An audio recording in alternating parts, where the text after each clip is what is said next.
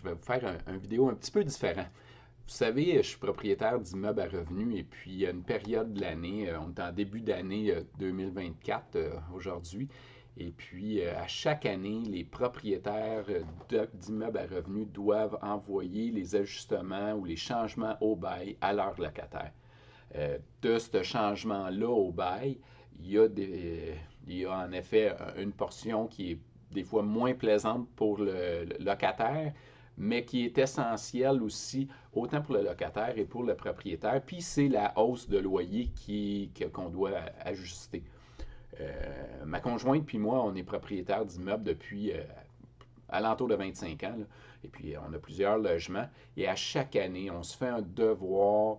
Et puis je pense que c'est notre responsabilité, afin de faire une saine gestion, de respecter tous les ajustements ou les taux proposés par le tribunal administratif du logement, qui était autrement appelé la régie du logement. La hausse des loyers suggérée en 2024 par le tribunal administratif du logement est de 4. C'est ce qu'on voit partout dans les médias depuis quelques semaines. Ça a été, je pense que les taux ont été sortis en quelque part fin janvier, là, début février, dans ce coin-là. Ce qui est important de comprendre dans ce fameux 4%-là, c'est dans un logement, puis en passant, si jamais je me trompe, il y a des commentaires en bas. N'hésitez pas à écrire les commentaires pour me corriger si jamais je fais des erreurs. Je ne me considère pas un expert, mais j'ai quand même une certaine expérience que je pense qui va aider beaucoup de monde. Fait que je me reprends. Fait que la hausse des loyers suggérés, elle est de 4% pour l'année 2024. On voit ici, j'ai un article qui a été publié par Radio-Canada qui dit effectivement que la hausse suggérée serait de 4. Ce qui est important de comprendre dans cette hausse de loyer-là, c'est que c'est un loyer qui a eu aucun changement, fait qu'il n'y a pas eu d'amélioration autant au logement qu'à l'immeuble. Je vais passer au travers avec vous le formulaire qui est rempli à chaque année, en tout cas dans notre cas qu'on remplit à chaque année, pour faire les ajustements de loyer. Fait que vous voyez, vous avez différentes composantes, que ce soit l'électricité, le gaz, le mazout. Regardez, dans le fond, le mazout a changé, le taux a changé, des frais d'entretien, des frais de service, ainsi de suite. Fait que ce qui donne en bout de ligne l'augmentation potentielle ou l'augmentation que le propriétaire devrait donner. Pourquoi je dis que c'est de façon responsable qu'un propriétaire se doit d'augmenter son logement? C'est parce que pendant plusieurs années, on a vu certains propriétaires qui n'augmentaient pas leur logement. Fait que si tu augmentes pas ton logement, bien avec le temps, tu t'éloignes du marché et tu t'éloignes aussi du fait que tu puisses faire des réparations pour maintenir ton parc immobilier dans un état euh, souhaitable, autant pour le locataire que pour le propriétaire. Parce qu'on ne veut pas que notre parc immobilier vieillisse mal avec le temps. On sait qu'on veut garder des loyers avec différentes tranches de prix pour combler tous les besoins. Mais je pense que c'est important de comprendre que pour arriver à faire ça, il y a quand même une augmentation qui se fait année après année. Je reviens souvent à mon exemple. J'ai fait changer deux tanks à eau chaude l'an passé sur un de mes immeubles. Et puis, quand j'ai fait appel au plombier, il a fait mon installation. Ça m'a coûté 1800 $ pour changer deux tanks à eau chaude. Fait qu'on s'entend que c'est pas rien. Fait que le loyer de mes immeubles doit en quelque part réussir à combler dans une certaine période de temps ces changements-là. Ce que je passe avec vous dans les prochaines minutes, c'est comment faire le changement ou l'ajustement, le calcul des augmentations de loyer pour l'année 2024 dans ce cas ici. Fait que si on va, j'ai tout ouvert mes pages et j'ai pré-rempli un exemple fictif d'un loyer en fin de compte d'un de nos immeubles. Fait que on voit là, quand on va sur le site du tribunal administratif du logement, vous avez toute l'information sur comment s'entendre et quels outils sont utilisés, sont disponibles pour pouvoir autant calculer que communiquer l'augmentation de loyer à chacun de nos locataires. Vous avez même les ajustements qui ont été proposés, le même fameux 4%, là, vous les avez année après année, les différents montants. Ce que je voulais passer plus de temps avec vous, c'est de vous montrer, vous faire une démonstration sur comment fonctionne l'outil du tribunal administratif. Je vais tasser un peu ma fenêtre de vidéo pour que vous puissiez voir l'outil lui-même. Fait que vous voyez, je suis sur le site administratif du logement et puis il y avait dans l'outil la fixation, les outils de fixation de loyer, si je ne me trompe pas, il est en bas. Oh, je ne l'ai peut-être pas. Je l'ai ouvert d'avance, fait qu'il était déjà ouvert. Là, fait que vous avez un lien pour ouvrir l'outil de calcul 2024. C'est super simple à remplir. Fait que j'y vais case par case. Fait que la première étape, c'est de rentrer l'adresse du locataire. En passant, cet outil-là va vous être demandé si jamais vous devez aller en fixation de loyer à la Régie du logement. C'est ce formulaire-là que le tribunal administratif va vous demander de présenter. Fait que dans ce cas-là, fait que je rentre mon adresse qui est 1 rue du locataire. Et puis là, on va mettre les revenus mensuels de l'immeuble. Dans ce cas ici, c'est un 5 logements.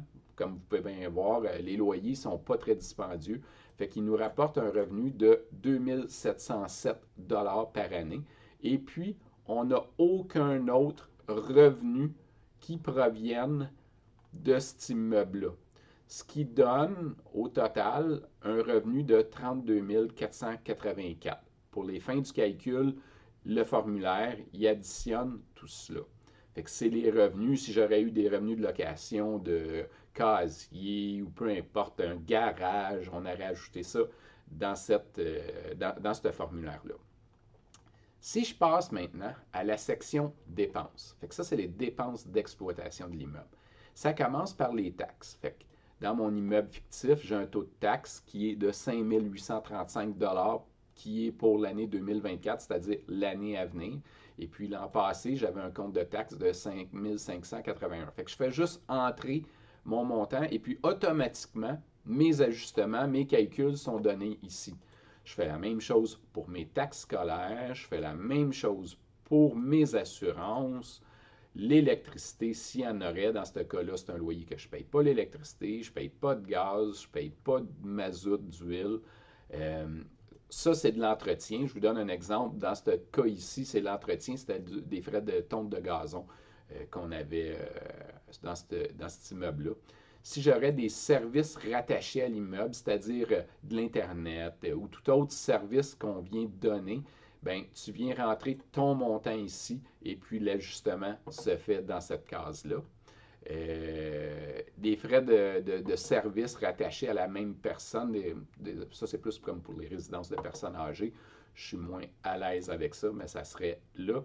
Et puis les frais de gestion, c'est un calcul qui descend automatiquement des revenus et de l'immeuble. Fait que vous pouvez voir que automatiquement, toutes les cases en gris sont ajustées. Puis ici, vous avez le montant A moins le montant B, c'est-à-dire mon montant A, c'est ma somme de mes revenus, mais moins mon montant B, qui va donner le fameux 24 464, va multiplier ça par un pourcentage, qui va donner un ajustement de 954,13 $. À ça, je viens rajouter des dépenses majeures relatives à un immeuble. Fait que l'immeuble en question, dans ce cas-là, ben, on a réparé de la brique extérieure. Fait que toute la réparation de la brique sur l'immeuble, ça a eu un coût total de 10 451. Fait que c'est pas quelque chose qui est uniquement au locataire. Fait que c'est pas une amélioration au locataire, mais elle fait quand même partie de l'immeuble parce qu'on veut maintenir l'immeuble dans un sain état à travers le temps. Si on ne fait pas ça, ben, à un moment donné, les locataires n'auront plus de logement. Fait qu'on veut garder l'immeuble dans un état pour le faire bien vieillir dans le temps. Fait qu'on a un immeuble 10 451 en briques de ce côté-là. Fait que là, après ça, on a le pourcentage d'ajustement des loyers de l'immeuble qui est d'un pourcentage de 5,67 % dans ce cas-là. Il a fait son calcul automatiquement. Je viens ajouter des dépenses spécifiques à l'appartement. Fait que là, c'est vraiment dans cet appartement-là, qu'est-ce qui s'est passé. Fait que dans mon cas fictif, on a fait des dépenses de 773 dans l'année 2023, ce qui fait un ajustement de 37,10. Fait que si on regarde, fait que le montant après arrondissement, ben c'est l'ajustement de loyer, c'est un ajustement de 37 par mois qu'on doit donner à nos locataires dans ce cas fictif-là. On passe après à l'étape communication aux locataires. Fait qu'il y a différents outils, il y a différents formulaires qui nous permettent de communiquer aux locataires. Fait que je suis encore là, je suis dans les modèles d'avis sur le site du tribunal administratif du logement. Fait que j'ai des modèles d'avis du locataire envers le locataire et puis j'ai des modèles d'avis du locataire envers le locataire. Fait que ce qui nous intéresse dans ce cas ici, ben, c'est le cas du locataire envers le locataire, c'est l'avis d'augmentation de loyer et de modification. Et puis, éventuellement, ben, le locataire, lui, va donner sa réponse sur l'augmentation du logement, de l'augmentation du loyer, je dois dire. Fait que les formulaires en question ont l'air de ceci. Fait qu'on écrit le nom du locataire, son adresse, votre loyer, et puis votre loyer de ce montant-là et sera augmenté à tel montant. Le bail de quelle date à quelle date il va être renouvelé, puis l'information du locataire avec la date et signature, bien sûr. Fait que c'est ce qui signifie qu'on a bien communiqué au locataire l'information. Le locataire a maintenant 30 jours à partir de la réception de ce modèle-là pour répondre. Le deuxième formulaire, dans le fond, c'est le formulaire de réponse du locataire envers le propriétaire. Fait que le nom du locataire, avec l'adresse du logement, avec la réponse, la date, nom du locataire, sa signature, et la même chose au niveau du locataire. Fait que c'est en gros les informations que je voulais vous partager ce matin.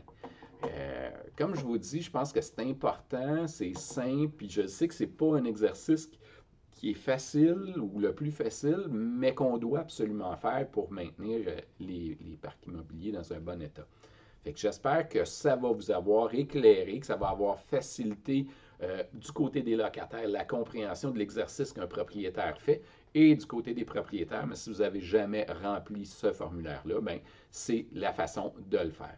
Fait que si vous avez des questions, commentaires ou autres, n'hésitez pas, la section commentaires est en bas. Puis à une prochaine vidéo sur les histoires de proprio.